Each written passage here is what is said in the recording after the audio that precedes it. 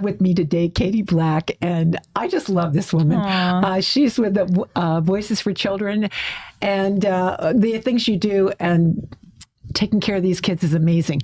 Before we start, I have to thank South Florida PBS, and I'm hoping I can get your kids to take part in this.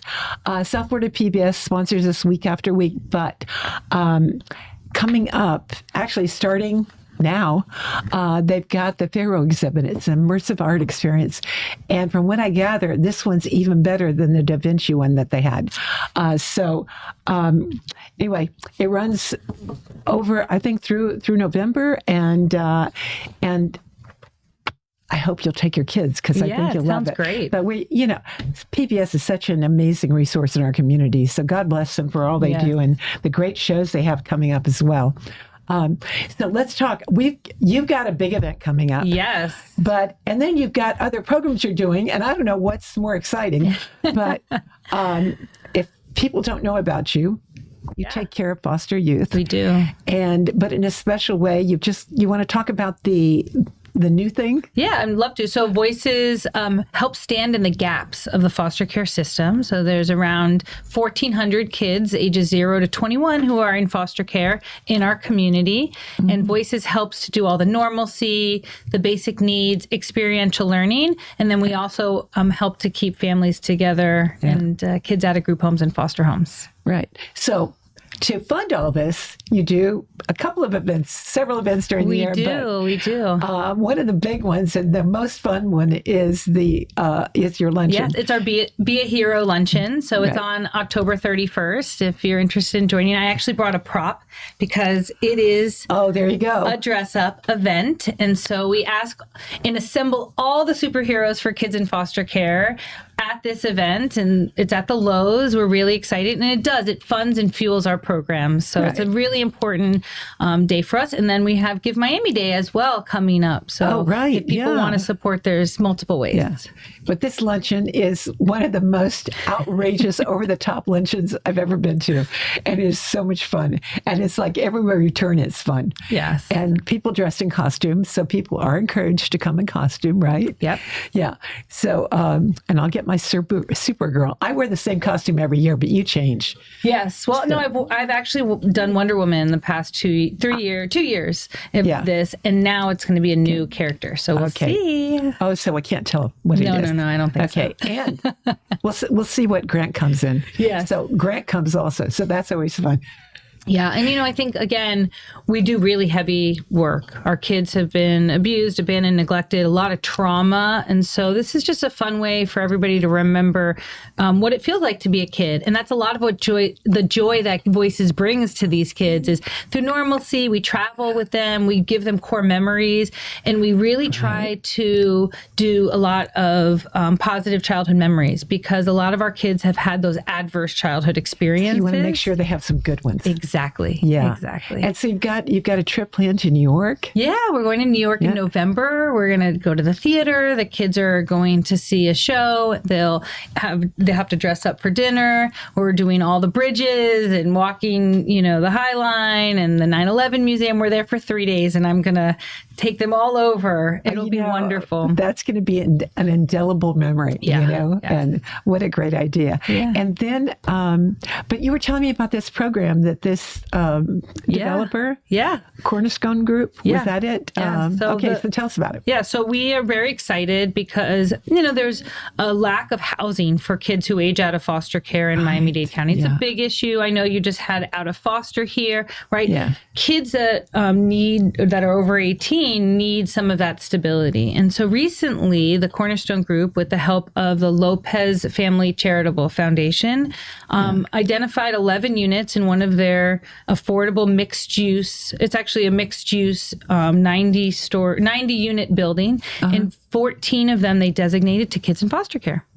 That's amazing. And so we put all the furniture in, and we worked, and I think you're actually seeing it right now, our project home. So really excited to be able to help make these apartments home for these kids. So we did everything. They opened the door and they had it all. Toilet paper, hygiene products, but also all their furniture, dishes, silverware. We even set the tables for them. In some instances, we put pictures of these kids have kids. I don't know if you know, but 60% of kids who age out of foster care will be pregnant before age 21. So in this building, there are about 11 kids that live there with the kids. We have one boy who has 3 kids, and he's not even 21 years old. Okay.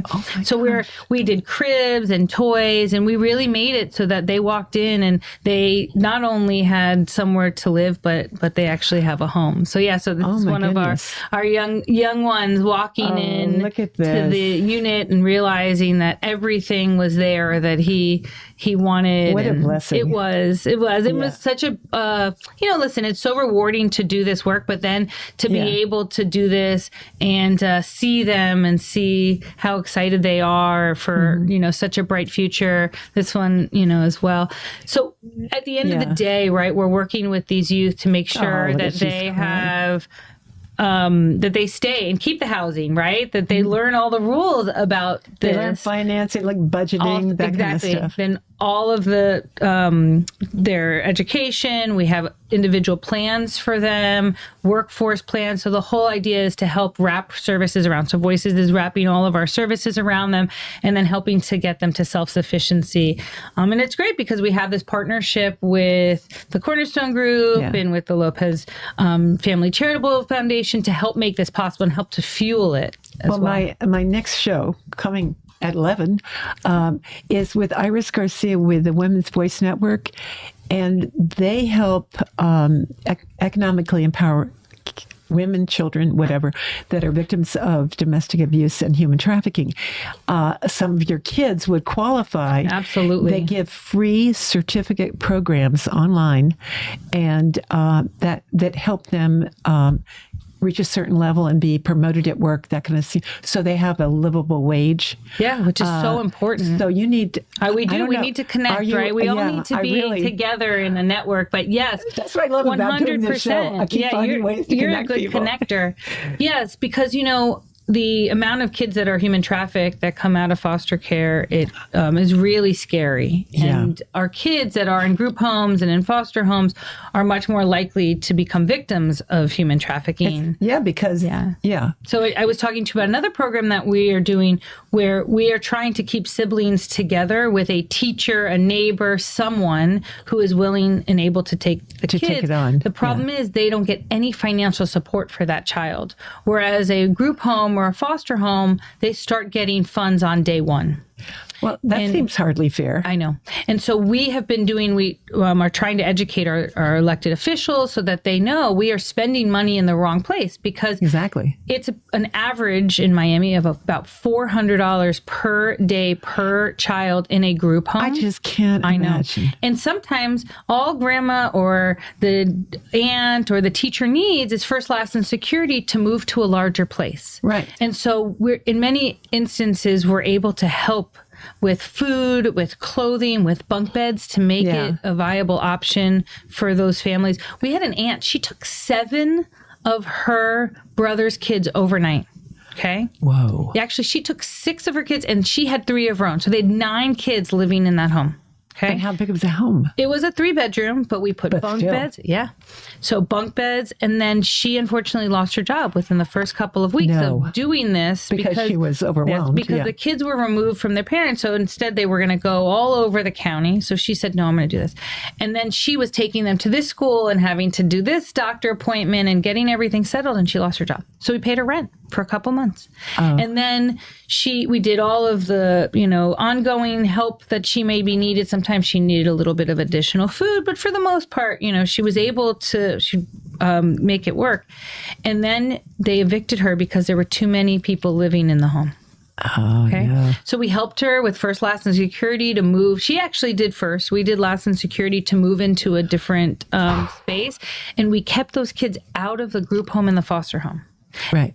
So, for a fraction Of the cost. of the cost for one of those children, because, they were teenagers. So they would have ended up given her for one of those children. Correct. She would have been able to. Correct. And so I always say we're doing child welfare wrong. We're doing foster care wrong, right? We need to really be looking at how do we fund in the front end some of these things to help keep the cost, because the trauma that happens when they are removed and then placed with strangers and then moved again. And some of these kids have an average of 3 or 4 placement moves while they're in foster care. And that's traumatic in itself, right? Yeah. So in the length of stay, kids, on average, kids can stay between like 18 months if they're in a group home or a foster home, where if they're with a relative, it's usually around 9, 10 months. And so the length of stay is less. We're getting them out. They're not aging out of foster care. So there's a lot of benefits that, I think we as taxpayers need to be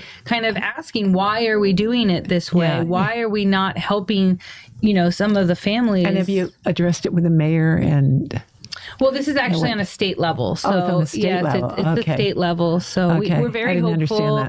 We continue to educate our elected officials to this. And, there was a bill last year that would have allowed some changes so that money could come earlier. It didn't pass. So, we'll continue to work at it. But, that's really where Voices is standing in the gap and helping to save taxpayers' dollars, helping to save, the trauma, and working with our system partners to kind of get these kids out of foster care. So, well, thank God there's somebody as passionate as you are. Thank God Voices exist. I mean, it's a 40-year-old organization.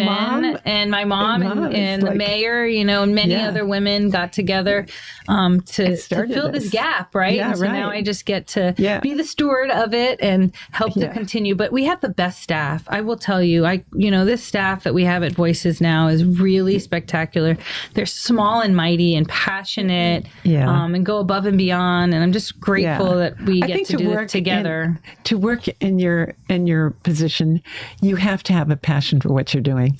It's not a job. Yes, or you'll burn out very easily. Oh yeah, you'll burn out easy if you're not loving what you're doing. Yeah. Agreed. But we nonprofit addicts. Yeah. That's what I say. Well, I'm just addicted to nonprofits. Yeah. I'm here to serve, right? And whatever that looks like. And I've, kind of over time realized that child welfare is something that I'm really passionate about. These kids are amazing, and really, it's not their fault what has happened to them. And without those interventions, we're just going to see the same cycle, right? That same lack of hope that, and they will just continue to be those that are incarcerated prison, or whatever, homeless. Yes, because the percentage of kids that come out of foster care that age out, and end up incarcerated, homeless, having arrests. It's really astounding. But what you're doing is giving them an option once they age out, that you don't have that kind of have parents that are going to help you with first and last. You don't have anybody to fall back on. And when they've got you, and you've got people like Rudy out of Foster Foundation. His event's coming up this Saturday. Yes. Are you going? No, unfortunately, I'm going to be. I'm on the Junior League committee, and so we're having a conference, and so I'm really sad that I'm going to miss it. But again, it takes a lot of community organizations to help support, and he's one of them, right? For the kids that are aging out of foster care. Yes, Citrus Family Care Network. They are the lead foster care agency here in Miami-Dade County. So they oversee all of the related services. Right. And then we have case management agencies. So there's a lot of us that, are doing this, and a lot of really wonderful case managers. So, again, I think you have to love this work, or you really, it's easy to burn out. Over the years, you've done a lot of things with these kids. What is the most memorable thing you've done? Oh, I really enjoy taking kids for their first time to Disney. There's just a magic that happens when they look at the castle, and they're, realizing that they're going to have just kind of like epic memories. And so that is my favorite, actually, my favorite thing to do. Yeah, I can appreciate that because I remember the first time you go with your kids, it's like you're it's all just over joy. again. Disney is joy. But the other thing that I really love doing is our Dominican Republic trip. I was going to say, how about that? This will be my 4th trip this year, and it's exciting. We're working again with Blue Missions. You are? Yeah, Mm-hmm. Might be crazy enough to take kids out of the country and get them, their passports and their court orders, but I don't want as hot as Hades, right? And it's like, So that's why Blue Missions really is wonderful for us. It's a great partnership. We, pay for our kids to go through them. So. And when you're there, what do you do? I can't remember. So we build bathrooms. So we stay without running water. Exactly. Yeah. So without running water, no electricity. And what I notice most is our kids really start to understand what gratitude looks like, even for the little that they do have, right? And they find out there's people with a lot less. Yes. Yeah. So it's a little perspective, but it's also that they feel good about giving. So when they're starting to play with the kids and they're starting to see that they're building the bathroom for this woman for the first time, something changes. And I watch it throughout that week just kind of shift for them. And so instead of complaining about how hot it is and, oh, you're going to make me get up early and we're going to walk, there becomes this desire to want to do it. And to at the end, they don't want to leave and they all want to come back. And I've watched them then come back to the U.S. and just, have a little bit of a changed hope and know that they're going to be okay, right? They are going to be, they do have something to give. And I think it also gives them a sense of satisfaction in helping somebody else. But on the receiving end, for them to be able to give, like you said, it changes their perspective. Yeah. And then as little as they have, compared to most people, there are a lot of people in the world that are suffering a lot more. Yeah. One of the great employees at our office, she always talks about how the kid used to say to her, I used to complain when I had mismatched socks, and these kids don't even have socks. Exactly. So it's a little bit of perspective. And I never want to diminish the trauma that our kids are going through, right, while they're experiencing foster care, because it's a lot of uncertainty. It's not feeling cared about. Yeah. There's just a lot that goes into it. Well, just the stress of not knowing what the next month holds. Correct. And that it does a lot to your nervous system. And that's the other thing, when we spend a week with our kids, I watch them just relax. They know that they're kind of amongst friends and they create this support system amongst those kids. So, it's been great. And it's something we want to continue to do. We actually expanded this year to include a leadership program because our kids don't want to leave, right? And so when they do kind of grow out of our program or age out of our program, they didn't want to leave. So this year it's a lot of money management and we're working with seniors to work on getting into college. Only 3% of kids actually obtain their college degree. So we really want to see more kids get not only to college, but go away to college and, get set up in their dorms and, kind of be able to build those normal college relationships that help them through college. And so that's one of the work that we're doing on our leadership side. So. What did I hear about? It's a program that people go to college together and they're a pod, or what did they call it?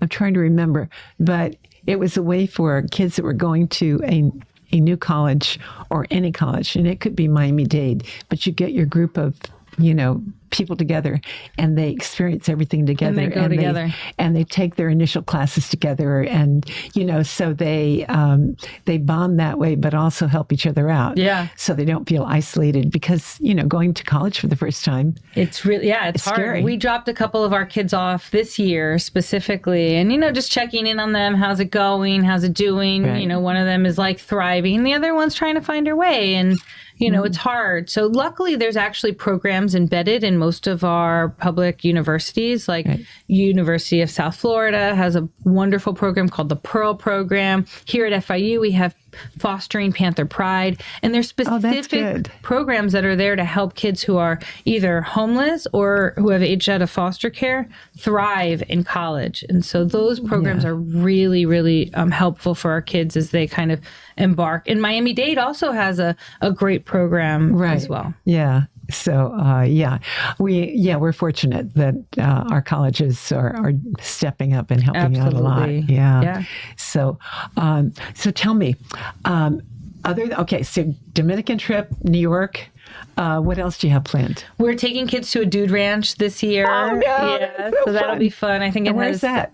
In North Florida, and they have a ropes course and ropes course and some other things. So that's exciting. We're doing actually with our leadership cohort a leadership Disney course, and so Disney actually that's a good one. Yeah, so I'm very excited about that. What do they call it? The Disney Institute. Disney Institute. Yeah, so I actually went to Disney Institute. You did? Yes, I did the leadership course, and we loved it so much. And I think the kids are really going to get a lot out of it.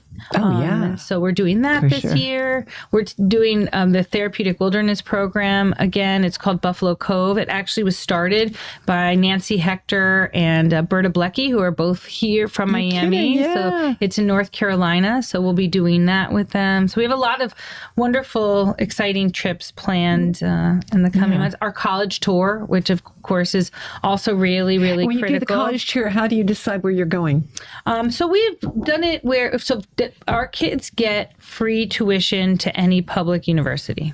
Oh, really? So what we've started to do is one year we'll start, we'll do Gulf Coast and, University of South Florida, and we'll go to University of UCF. We go to UCF, we go to UF. But this year we're also going to do the year before we did FAU. So we're going to switch it. So we try to get where we get to most in a majority of the schools. So over a couple of years, they can see most of the college. Exactly. They get that opportunity. And it's fun because we have a youth who went on our college tour, said she wanted to go to, FAMU, is now at FAMU. Yeah. So, it's really, that's what I'm starting to love to see these kids, be able to achieve those things that we want for them, that they want for themselves, that we can just support them through. Yeah. Oh. She should have gone. I had on my show Orange Blossom Festival or Orange Blossom Classic. That's historically Black colleges, and FAMU played Howard. Oh, yeah. So, So I said, oh man, if I'd known you had, I didn't even think about it, but that would have been a good thing for them to offer your kids tickets to the game. Yeah. And then that same weekend, FIU played Bethune Cookman. Oh. So would have been, been great. So it was great. So they were selling the tickets as like a combo package with a luncheon. To have this. Mm-hmm. Oh, that's smart. That's smart. Oh, and we love somebody else I'm going to get you together with. Yes, please. We love things that are local, and so we also take them to, we take them to the games. We do normalcy things with them, locally as well, the Everglades, right? Just to give them that perspective and that ability to, see what's out there. Yeah. You don't know what's out there unless you go see it. I know. We did. We took them to the beach once. We did a bus tour of Miami, and it was so cool because sitting in the bus, going over the causeway, and all the cruises were there, and all the gasps, and you just realize they don't see that very often. They're not getting over the causeway even. So. When we take kids from inner city to Shake a Leg, some have never seen the water. Mm-hmm. And you think, what? Yeah, I know. And then to be able to go out. Yeah. Do you ever do anything with Shake a Leg? So we've worked with Shake a Leg before. Great. Yeah. No, it's great. There are wonderful programs that all collaborate. We did a shark tagging program with the University of Miami. So there's just a lot of really great resources that we utilize here locally and, try to take them abroad as well.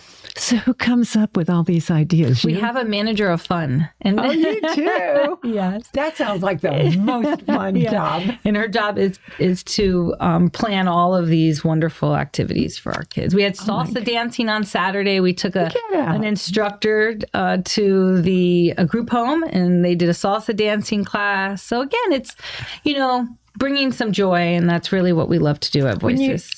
So group home. what does that imply? A group home is a shift care. So they have a shift in the morning, a shift in the afternoon. It could be. And how many people typically are in a group home? It depends, but it's usually a campus. So we have several group homes in Miami-Dade County, and one is on more of a campus and has some houses on a campus. It could be 12 kids in a house to about 5 kids in a house. And then the other program we have is also larger. They have like bunk rooms. And the idea is that kids should only be there a little while until they find them another placement. But sadly, some of our kids end up there. I have 3 girls that we work with that they've been at that group home for over 2 years now. So... And do they like it there? No, they don't like it there. No. The food, it's not a place for them. They got their purses stolen that, really? I had purchased them purses for back to school, and they called and those had been stolen. So, again, it's not ideal, and there's a lot of trauma that happens. And listen, I don't think it's the group home's fault all the time either. It's just that is not a great placement for our kids. But oftentimes there's no other. So, foster parents there's a huge need for foster parents. And Citrus Family Care Network actually is the one who licenses those foster homes. We brought a youth into our home who had turned 18. She had her senior year left. She's actually one that we just sent to USF. I dropped her off and I did the whole thing, the 2 trips to Home Goods and Walmart, and we got her all set up. But she had her senior year. She turned 18 in September and, was going to really struggle through that senior year. So we were able to bring her into our home. And I learned a lot about just, the system. So it doesn't have to be where you're fostering babies. You can foster kids who maybe just need that senior year. And so that's great for empty nesters. It was a wonderful experience for our family. And, so I encourage people who really, been thinking about fostering or thinking about how they can help, getting involved. They can mentor through the Guardian Ad Litem program. They can be a guardian ad litem. They can volunteer for us in our comfort closet. They can help collect basic needs for kids. There are so many ways people can get involved in our system. And I just urge everybody, and they can go to beavoice.org. beavoice.org. That's an easy one to remember too. See, I remembered it. I love it. Yeah. So, let's talk about the closet. Yeah. I was amazed at all the stuff you have in that closet. Yeah. I mean, literally, people, you have anything from toiletries and feminine care products to towels so anytime anybody wants to donate, or they're moving and maybe they have a bunch of stuff that doesn't make sense to move, So we only take new items. That's part of our dignity for our kids. But everything. We will take, unopened soaps, shampoos, conditioners.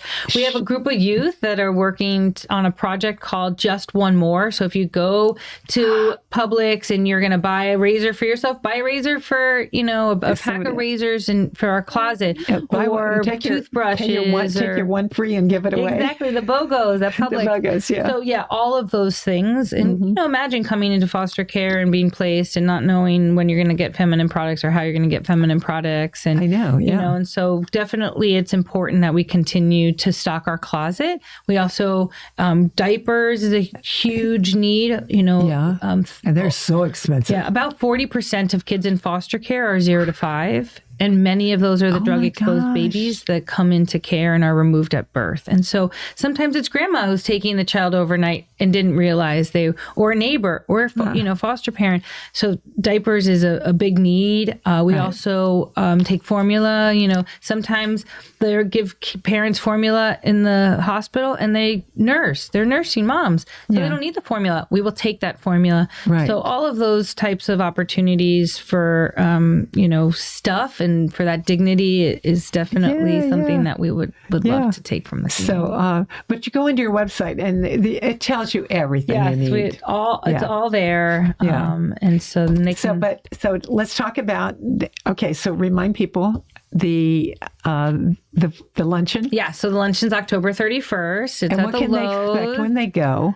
fun and impact. I know. But it's also a really great opportunity to learn the state of our foster care system and to learn more about what is it that we need to do as a community, because we have a shared responsibility for these kids, right? They are kids and often, referred to in other countries as our orphans that are cared for. And so we really do need to care for these kids. And so you'll learn ways you can care for the kids. You'll learn about what's going on with our system, and a lot of fun. But are you going to have community leaders? You're going to have face the jars? We'll have all of those. That's what I'm saying. There's a lot of activities associated with it. There's music all the time. There's music. We have a DJ. There's people doing stuff, interactive stuff. Yes. Yeah. It's before you even go into the luncheon. Exactly. You're having a great time. Yes. Yeah. So we can guarantee a great time. So we have that. We have Give Miami Day that we really urge and would love for people to donate to Voices during. It's the 20th, I want to say. Of November? November 20th. I should know this. But we all should. I'm almost positive it's the 20th. Because the 21st is also National Adoption Day. So that is a day at Miami Children's Museum that Citrus Family Care Network puts together with all the agencies. And they finalize adoptions at the courthouse, which is I'm sorry, not the courthouse, at the Children's Museum, which is really great. Is that right? Yeah, I actually that was like my event when I used to work at the lead agency years and years ago. Is that right? Yeah, and so that was I guess over 15 years ago. That must be. It is. It's a beautiful day, really emotional. People, kids getting their forever families and those forever families becoming whole by those children. It's really it's a beautiful thing. So that's coming up. We also have our gala. So we're moving because the Mandarin is going to come down. And so we're going to be at the Ritz-Carlton Key Biscayne this year. Yeah, so we're excited about that. Great. That's January 10th. Okay. So we got a lot going on. I got to put that on my calendar. Yes. Yes. I look forward to having I have my calendar under my column. So I haven't gotten to January yet, but that'll. There you go. Yeah, January 10th. You have to send me your stuff. Absolutely. Yeah. Absolutely. So you're still looking for sponsors for everything? So we're actually pretty sold out at the luncheon. For the luncheon. Yes, but there are the gala? We still have space at the gala. Yeah. So so people wanting to do that. We ran out of time as usual. So thank you for everything you do for our community. South Florida PBS, thank you for sponsoring our show and allowing us to bring people like Katie to let us know all the good work being done in our community. Till next time, have a good one, make a difference, and support the Voices